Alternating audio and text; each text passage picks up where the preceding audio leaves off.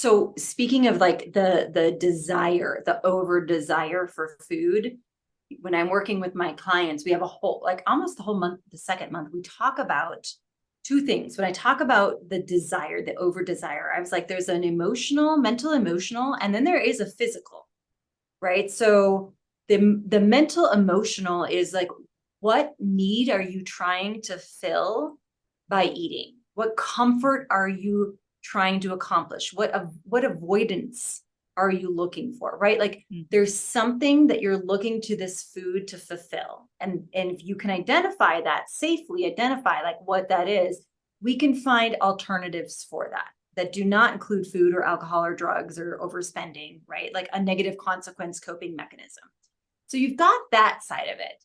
But then on the other side, I look at and I explain like, okay, now we're looking at the complex system of let's say your gut health.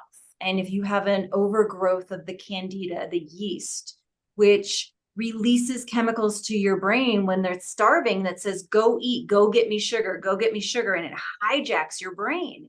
You got to look at that. We look at the dopamine, right? Like, do you need a dopamine hit? And how are your neurotransmitters, which, go back to your gut health too.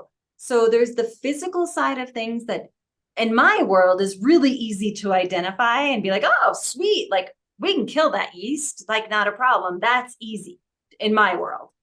The other side of things is like, what's the emotional side? There's no medication that's going to make that go away, right?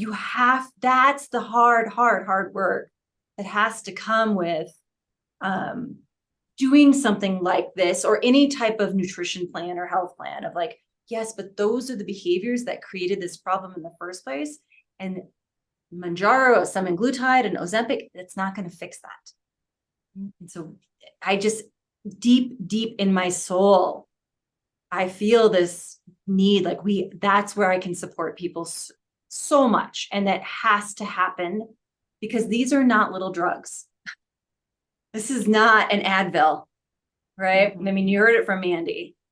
So thank you for saying that. I think it's so important, especially hearing it from you who works directly with with your practitioners, your nurses that work directly with the patient.